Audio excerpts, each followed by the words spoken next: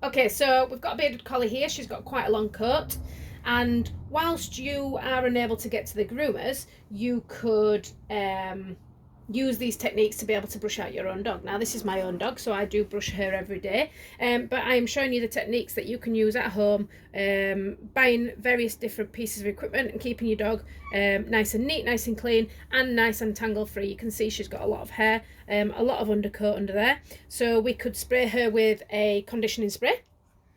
First of all, just to put a little bit of condition through her coat.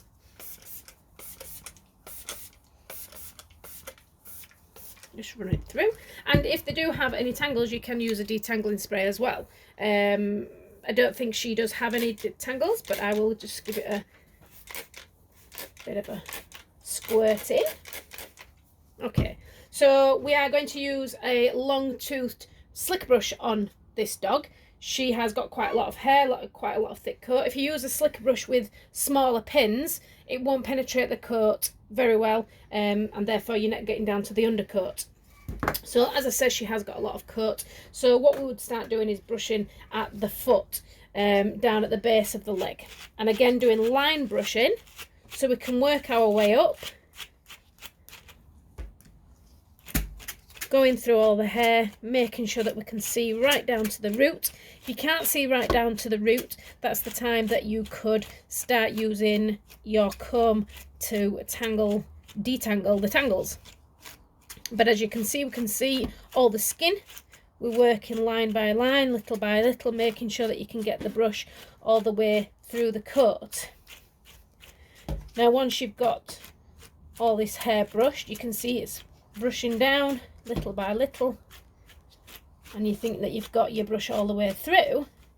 If you've got a non-shedding coat, like a bearded collie or a poodle, cockapoo, labradoodle, anything that's non-shedding, the dog is still shedding their coat, but actually instead of dropping onto the floor, it's actually staying in the coat, which is what is actually matting the coat up.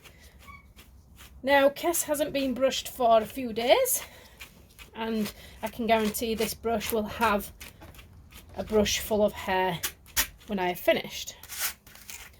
And that's what's come out of just her leg. So I've gone through that on the outside. Don't forget the dog has an inside of a leg as well, and we should be able to get this comb all the way through without pulling on any tangles. We're going it right down to the root of the coat, making sure it goes all the way through.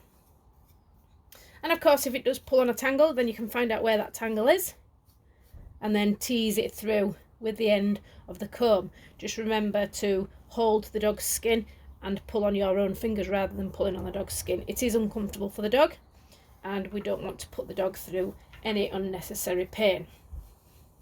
So as you can see, that comb goes all the way through. I'm not tickling it on the ends, I am going right down to the root. So that comb is going right down to that root, right down to that base, making sure that you can get your comb all the way through. And we know that there's no tangles in there. She's not going to be uncomfortable. Dogs will not really alert you to pain. If they've got a lot of mats, they won't alert you. They will just carry on, because it is just an everyday thing for them. It is something that they get used to. And we can do the same on her belly. Start from the underneath, work your way up,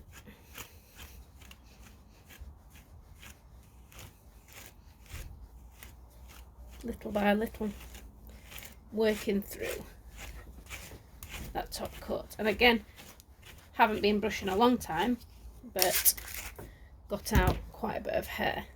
So if I go all over her body, I will find that the brush pulls out quite a lot of hair. And it does this every single day. Quite a lot of hair comes out of her coat because she doesn't drop it on the floor. She keeps it in her coat.